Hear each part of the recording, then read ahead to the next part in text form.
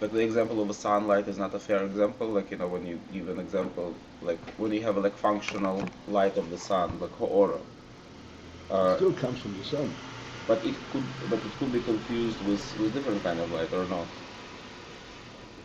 Because it's just a functional aspect of it, just to illuminate, right? Yes, but it still comes from the sun. So we're not dealing with okay. It's still a difference. What you were always saying, that there is a day, what is called effect of it, right? That's oil. Aura doesn't provide that, right? Right. But nonetheless, it's still associated with the sun. Right.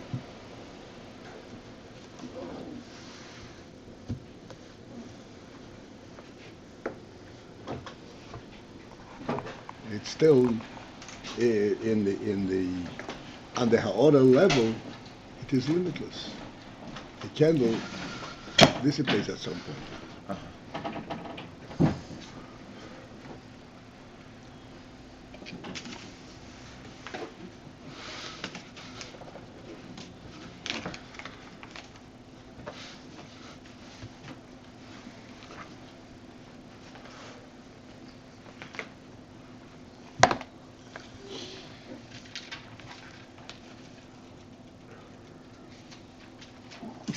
Okay. You ready? Yeah.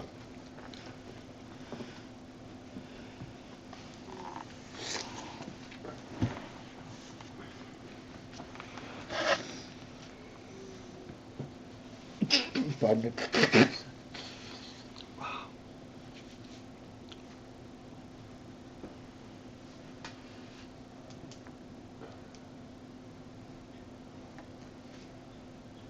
Okay.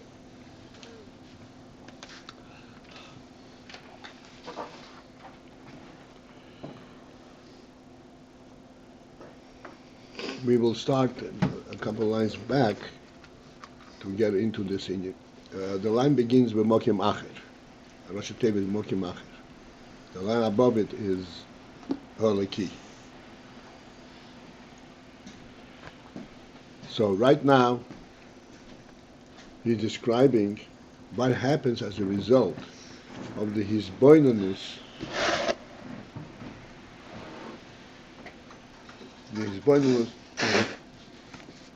with the sechel of the nefesh habahamis.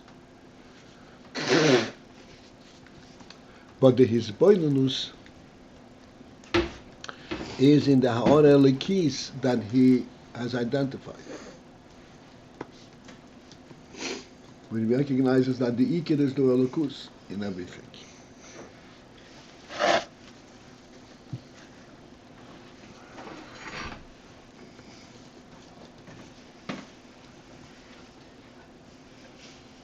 I'd like to again refresh and re-emphasize. What does it mean the ikir is the elokus?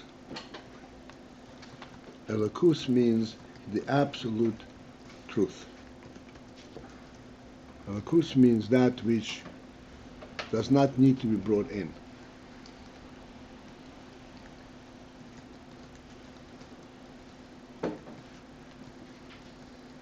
And the Nefesh Habamis recognizes that regardless of what there is in the world, the primary element in that is the fact that it's real, that it's true, that there's a Elokus in it. This is what gives it, what makes it worthwhile to pay attention to it.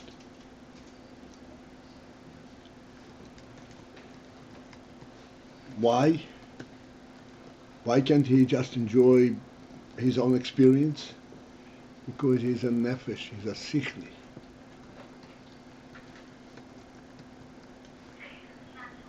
And a nefesh, a living nefesh, that is a sechel, seeks out and can relate only to that which has some kind of a reality.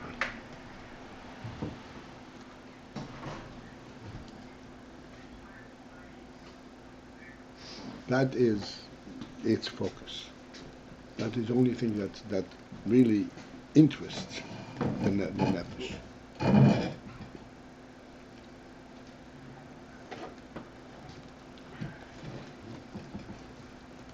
As we discussed the last couple of days. And then we saying like this. And then he's misboinen in this. And then he's misboinen in this Inyan on the most detailed level, which means he begins to identify in everything that he encounters in the world the Elokus element.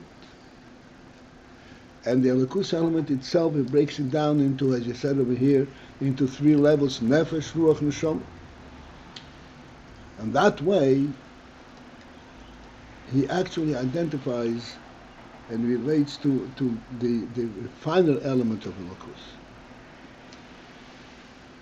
Like we're saying, Nefesh is the element of Elokus that makes things survive. Still, the emphasis is on the things. Then there is Ruach, and then there's Neshama in everything which kind of is a step beyond their survival. And it speaks about their significance.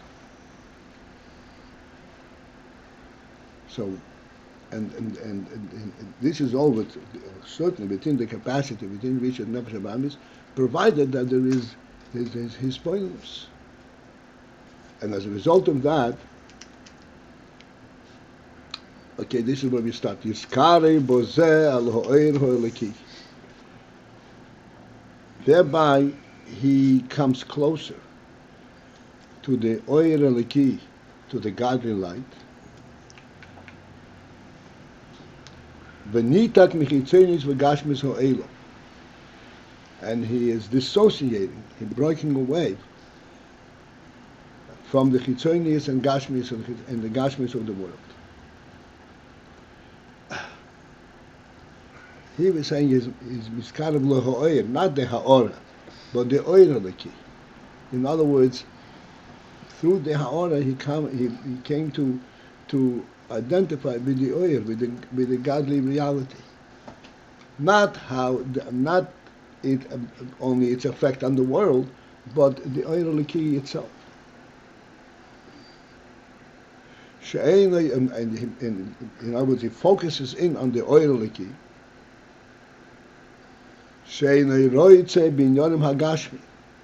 Which means that he comes to the point that he doesn't want. He's not seeking the Inyanim Hagashmi. Kiyim kol chefza yortzoyna. Rather, kol chefza yortzoyna, his entire will is hu be'elokus. Is in the elokus that he has come to identify. V'sheyi yagili elokus bo'elam. And his wish is that there should be Gili Elokus Ba'elam, that Elokus should be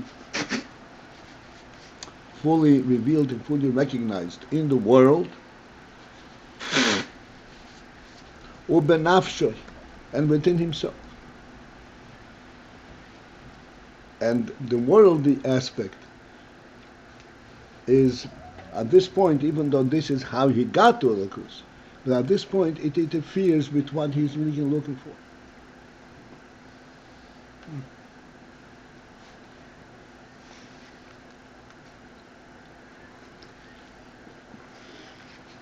What interferes with what he's really doing? I missed what was said there. It interferes with what? What really what interferes with what? The Gashmi. And that's how he got there, meaning. Even though this is how we identify the Elokus to begin with.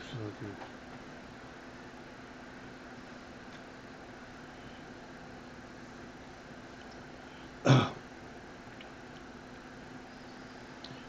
Recognizing that everything has a ha'ora elokis, but then he focuses on the ha'ora exclusively, and thereby that becomes his primary focus, primary interest.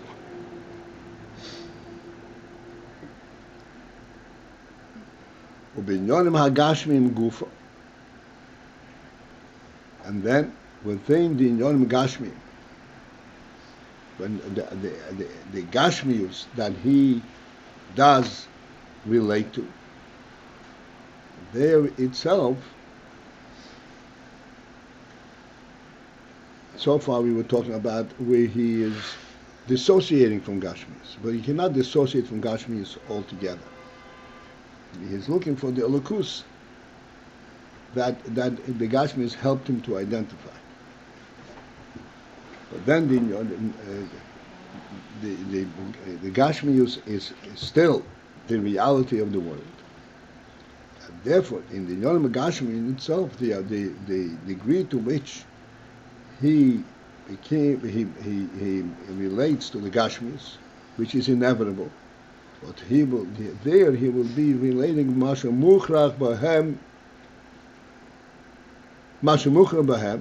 that aspect of the Gashmius that he is Mukhrach, that he is compelled to relate to.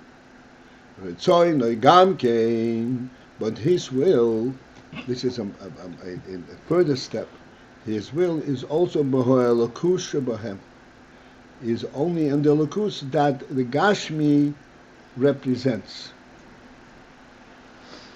that the Gashmi provides.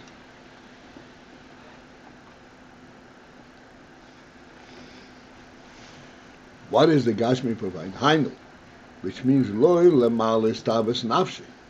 His involvement in his interest in the Gashmis is not lemal estabas nafshi, is to satisfy the desire of his soul. Kiyim, but rather shebekeach zeh yilmed v'yispalel, that with the force, with the strength that he is gaining from Gashmius, yilmed v'yispalel, he should be able to learn and daven. Yes, 1 second. This is the Gashmi, this is the Elokus that's in the Gashmis. In other words, why was Gashmis created in the first place, since everything is Elokus? The answer is that Gashmis was created in order that there would be Elokus on the Gashmi level. What is the Elokus in Gashmi level? That he had to learn and daven Yilmed v'Yispalel within the worldly level parameters, on the worldly action level. And this is what he is seeking, even in the Gospels. Now this is clearly a much finer quality. We know that it is possible to focus in one direction, in one aspect or another aspect. You can focus on Gashmis, you can focus on Ruchnis. But to focus on the Gashmis for the Ruchnisdike purpose, and not for Ruchnis aspect in the Gashmis, but for Ruchnisdike purpose, that is really Madrige in Avodah. He does not get drawn into the Gashmi, even though he has to eat the Gashmi. He's Mucher B'Zem, And in Mucha B'Dam, he has to participate. You can't stuff your food down your throat. You have to chew it up, and in order that it should be digested, you have to feel it. You have to taste it.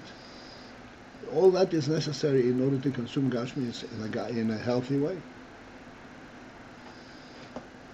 And yet, he is so focused on Elokus.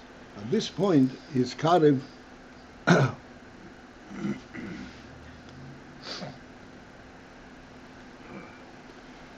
Yiskarev el ha'oir ha'eleki. That's when he starts this union here. Yiskarev el ha'oir ha'eleki is a quantum leap from what we said before.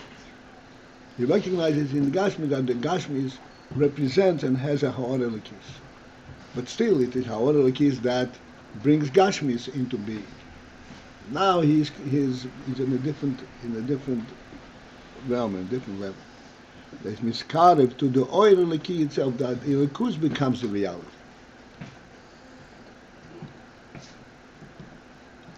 And as elokus becomes a reality, then the Gashmi does no longer conceal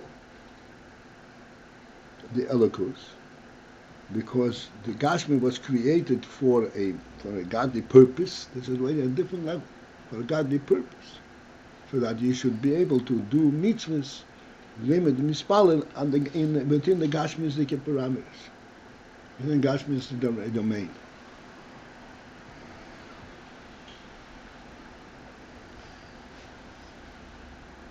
The significance of this level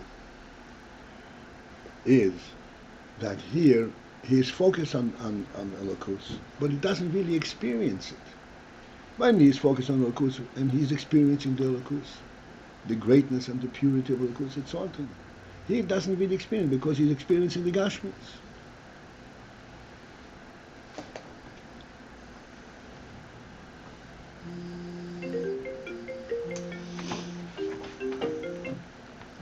He's experiencing the Gashmis.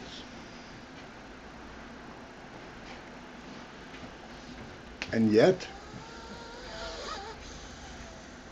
you recognize this is what's not this is. I said this is a leap from what we said before. He's no longer involved in personal experience. He's doing, so to speak, that which is right, that which is correct, which is true. That which the Rebbe wants him to do, not that which he is drawn to do.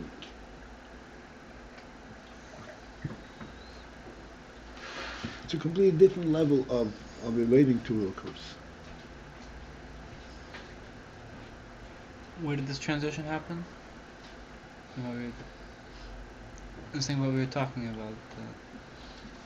Through, as a result of this, his bonus, recognizing the Elokus in everything, then he comes closer to Elokus itself exclusively, not Elokus as it affects the Gashmis,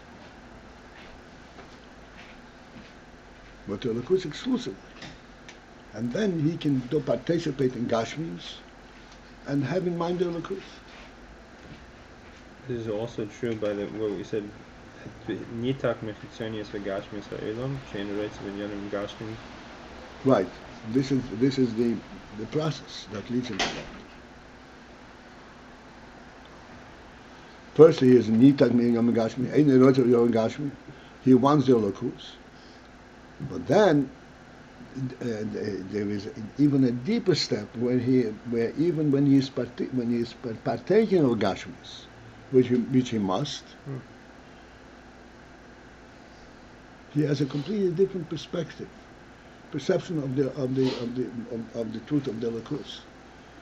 He may be doing gashmis, but he's actually fulfilling a godly purpose. The previous level, whereas kol cheftzei v'ritzeino yehud v'Elokus, that he's actually saying he's experiencing Elokus at that point. So that's his own kind of ratzon of the nefesh. It's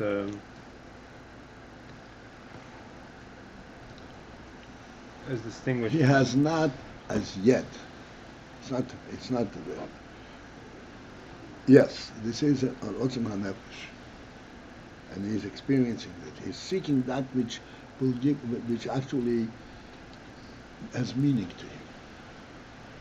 He has not as yet stepped forward on the level where he is just doing what he has to do, what he's supposed to do. Maybe he's asking, or I want to ask, is it the same thing as like Nefesh Elokis? Because that's what it sounds like, without avoider. Well, it's coming closer to Nefesh Elokis. Nefesh Elokis knows that he is not as it's not Nefesh Elokis. Yeah, yes, there is a similarity in that he is interested in the Elokus exclusively, not the Elokus as it affects the cosmos. Here's where this is a real beater of the Nefesh HaMayis.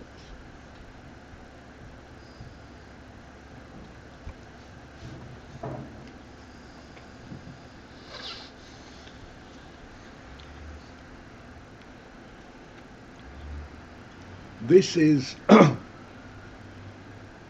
I could say this is unnatural for the Nefesh HaMayis. How then does he reach it? He reaches it.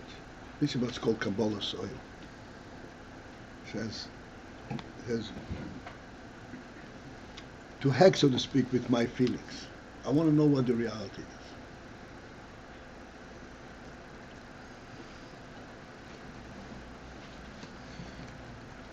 He cannot really experience Elokus. So, big deal. I need to experience. I know that this is the truth. This is the right thing. This is the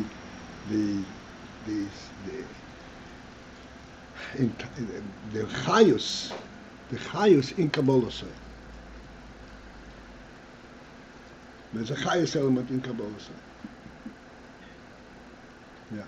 He comes to this from his own ratzon, or the Nefesh Elokis tells him this is what you should want, and he kind of. In other words, there can be two kinds of Kabbalah soul. No, here we are talking about avoid of the Nefesh HaMayis.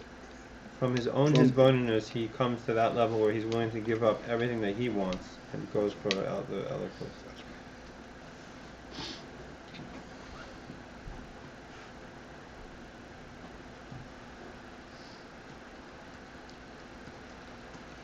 He's giving up that which is naturally attached to, even though he cannot dissociate completely. But then he finds the significance in the Inyanim Chochim. שבכיח זה ילמד ויספל. He originally came to this through being Maimek Daita. In other words, he was looking into his own perceptions to see that really the Ikar was Elokus. So how do we say that at the end of the day he's giving up? I mean, it seems like when he delves into really to the depth of what he perceives that the real thing is Elokus. Yeah, but the real thing is what? The Ikar in what? The Ikar in the world. But in what? How does he relate to? How does he identify it? Through the world. That's his. That's the place where he is. So this is it. He wants Elokus for its own sake, regardless of not connected to the world. He is connected to the world, but he wants the Elokus. How he can effectuate a godly purpose in the world. What's Kabbalah say? Kabbalah say is in the world, but it's not via his own experience.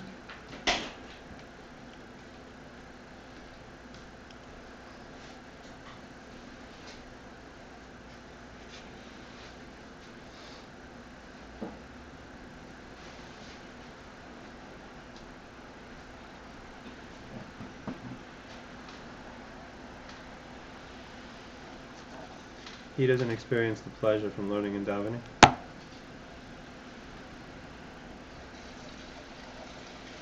He just knows that it's the right thing, or the. No, he can experience the pleasure in learning and davening, but not the pleasure of eating for the sake of learning and davening.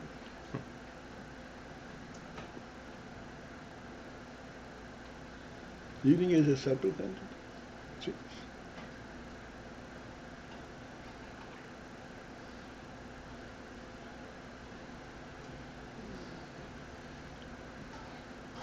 Naturally, would say, eating time is eating time, davening time is davening time. Leave me alone. Let me enjoy my meal. We'll come to daven when the time comes. That would be a much more natural reaction. How is it different from what Paltiel brings Netanya from Hillel, that he would say that, I'm going to do chesed with this poor thing, which was his nefesh habamit, and he was only nefesh elokis. What's the difference in his attitude? Hillel, okay, he was not talking about the mukhrach. He was not mukhrach.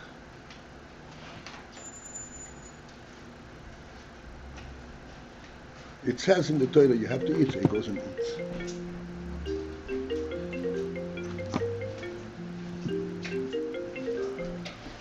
He's not mukhrach. That's where they were tzaddik. That's the way. By nefesh elokis, right? He was not involved at all. He's doing him a favor to feed him. By him, it wasn't mukhrach. So by his animal, maybe. But he was not relating to the hechrach of it. By nefesh habamit, in other words, it doesn't lose its orientation. It doesn't lose its original orientation. So, yeah, it is a nefesh habamit. Right. So therefore the eating and stuff like that is mukhrach by him. Is mukhrach by him, but he doesn't realize that this is not the real truth that is, and therefore he says, okay, we'll eat, but the purpose of it is Yilmud v'Yispal.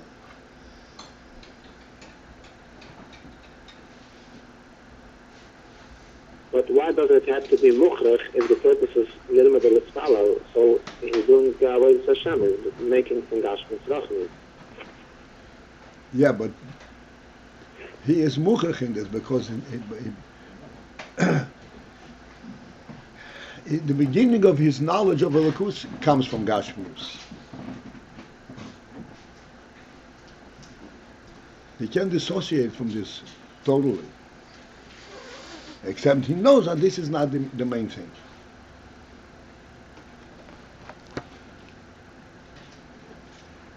My watch. Okay. Mukhrach here doesn't mean that because he is mukhrach. Mukhrach means because he is mukhrach, yes. So let's say if he would not be mukhrach, he should also do it because he's making in Rachmis Nagashmis bigger level. Well, that would be in a different, and that's a different person. He is mukhrach. What does it mean exactly, mukhrach? Because even Hillel, if he didn't eat, he wouldn't be able to exist on the physical world. I mean, everybody is mukhrach to the extent that they need to eat.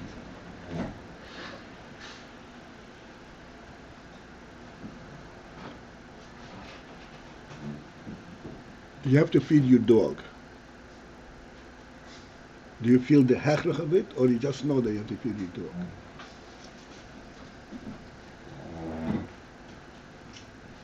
On the contrary, the Torah says you feed your dog before you feed yourself. Right?